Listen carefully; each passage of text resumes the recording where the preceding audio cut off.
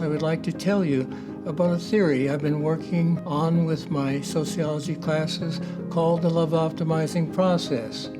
We conducted hundreds of fieldwork interviews and analyzed the results through the grounded theory methodology as to what optimizes student success.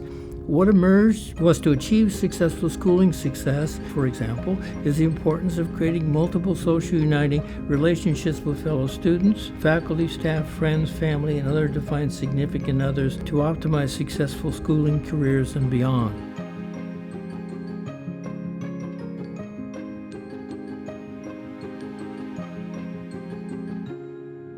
I know what you're thinking. Love? Why are we talking about love in a sociology class? Well, that very question is part of what we aim to explore. Can we use the tools of sociology to gain insight on the topic of love? Let's find out. The love optimizing process is a set of 3 stages about loving relationships. The love optimizing process focuses on 3 stages. Stage 1 is the stage when persons are concerned with creating social uniting relationships and choose and commit to opening their awareness to activating a process of discovering, defining, and accepting the valuable attributes and assets within themselves and others. This openness, which I like to call being the unitive loving self, leads to a higher probability of forming social uniting and caring relationships.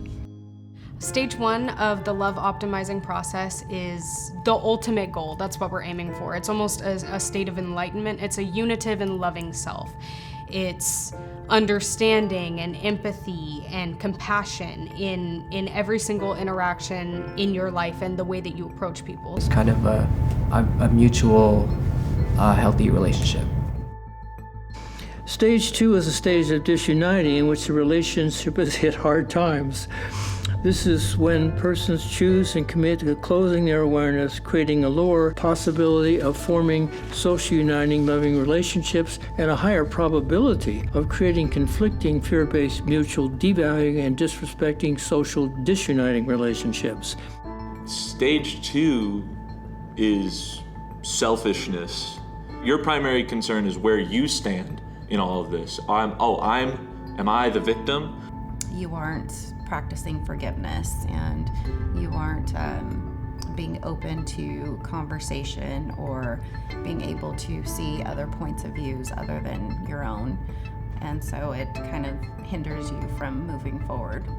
I don't think it's necessarily an active wanting to hurt other people. Sometimes it really is just you don't really pay any mind to it, and it's kind of accidental that you neglect somebody. Yeah, it's just kind of like a negative place to be in a relationship.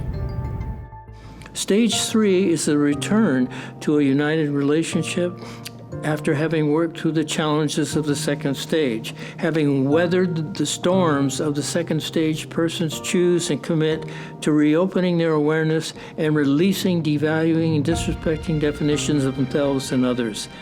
This again leads to a higher probability of creating harmonious, love-based, mutual, revaluing and respecting social reuniting relationships. Stage 3 is a almost recovered relationship taken out of that stage 2, where we're learning to get to that stage 1. It's a transitionary stage. You might still have some of these devaluing viewpoints and this disuniting self that you're making a conscious effort to release. You create a more open, reuniting awareness within yourself. This way you can get back into a stage 1 where you have a more open, accepting awareness and create a healthy relationship. You end up building your relationship back, and it ends up working out. So if people knew the science, maybe, I guess you could call it, behind love, why it's important, what we can do to keep that fire alive, if more people learned about that, I think it'd be a net positive for everyone. I realized that I find myself a lot in stage 2 without bridging the gap into stage 3. And then I realized that it's my own ego that's kind of holding me back from bridging that gap from stage 2 to stage 3. I've been able to use the love optimizing process to let go of some of that fear to be able to bridge those gaps. Trying to provide and show that you care for someone by taking care of everything like around you and the person that you're with. Okay, not just words, but actions. Yeah, with actions. Mostly like actions, like what you do is like a way of expressing your love for someone. They like mention how their mother would like cook them like their favorite meals and like give them like all the clothes and give them like a roof over their heads. It was just a way of like a mother's showing love for her child, is providing for them. It gave me a good perspective on what like good relationships are and what bad relationships are. But like written down, like I don't know, when I see relationships that are bad, I'd be like, oh, why isn't it working? Or like at this other relationship, it's like a good and healthy relationship. And I would always wonder like the difference. And like I think the love optimizing process showed like it helped me see the difference. I definitely feel that it is valuable for everyone, and you yourself who is watching the video, to explore the love optimizing process and how that relates to and can benefit you and the people around you in your daily life. As any sociologist knows, the relationships we build in our lives with individuals and communities will shape the opportunities that come our way and our success in school, in work, in family, in many other sociocultural worlds, including in our communities and in life itself. Thank you for exploring this topic with us. I hope it helps you in your own relationships and journey. May the loving force be with us.